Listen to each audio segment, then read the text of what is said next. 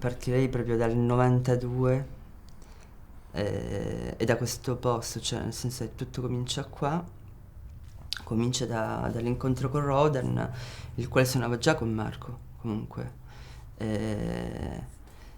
Beh, il 92, l'estate del 92 facevamo i nostri primi passi, mentre non lontano da qui accadeva quello che è accaduto relativamente a Falcone. Eravamo molto giovani, in un momento in cui a Palermo la musica giovanile praticamente era quasi del tutto assente. E quindi gli Airfish nascono così. C'è anche Andrea Gangemi, che era il nostro chitarrista in quella fase. Quindi come trio avevamo una batteria elettronica al posto di un batterista umano e credo facessimo qualcosa di assolutamente inedito. Probabilmente non solo per Palermo, questo non sono l'unico a dirlo, a pensarlo.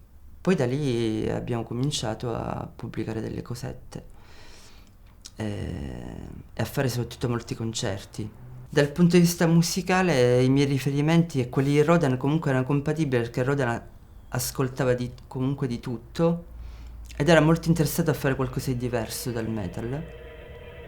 E quindi anche per questo la miscela, insomma, il mix strano che si è creato tra me e lui ha portato dal punto di vista musicale a delle cose all'inizio che erano molto vicine a un certo suono inglese post-industrial, si direbbe. Musica che racconta la periferia, l'alienazione, la incapacità di integrazione sotto alcuni aspetti, anche con il proprio territorio, no? Cioè, a questo punto di vista eravamo davvero inconsapevolmente una fortissima rottura. Io ho incontrato Pietro in adolescenza, si era già esibito in situazioni improbabili. Avevo visto suonare una volta al Centro Sociale Montevergini con le penne, una batteria, cantando al microfono, simulando tutti gli strumenti. E in realtà questo suo show, questa sua esibizione era proprio denominata Airfish, con quell'attitudine naïve che ha sempre avuto in realtà, perché poi non era neanche chiaro se il significato della parola Airfish, che scoprimmo solo molti anni dopo, è effettivamente il pesce volante, una serie di pesci che sono in grado di respirare fuori dall'acqua per un poco. L'idea era quella di fare un gruppo aperto che riuscisse a tirare in ballo tutta quella musica che non era particolarmente popolare nel nostro ambito di riferimento. Ed è molto simbolico che poi siamo nati appunto nel 1992, mentre proprio a cavallo tra la strage di Capaci e quella di Via D'Amelio, e in realtà dopo 20 e più anni di musica hanno dimostrato che quella nascita era una rottura ma solo apparente, cioè nella rottura con gli schemi consueti cercavamo una riabilitazione anche di Palermo e anche del nostro essere palermitani. E poi in quel momento c'era bisogno di alzare la voce, cioè di fare più rumore possibile. E che fosse però un rumore sano, ovviamente, non quello delle bombe, non quello dell'esercito che stette credo 3 anni a sentirsi anche i nostri concerti, perché molti erano pubblici in piazza.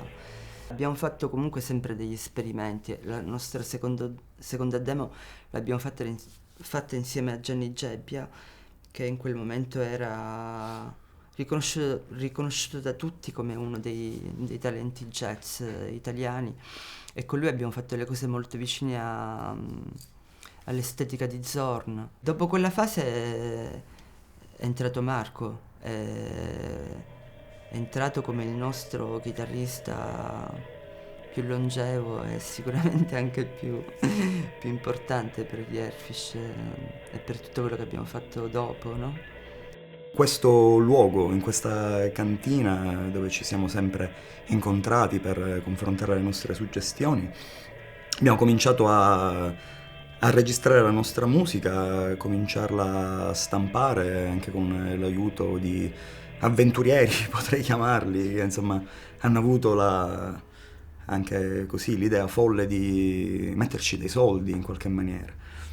Senz'altro qui a Palermo tutti si ricordano di quelle performance che erano tipiche degli Airfish, insolenti, sopra le righe, bestiali potrei anche permettermi di dire.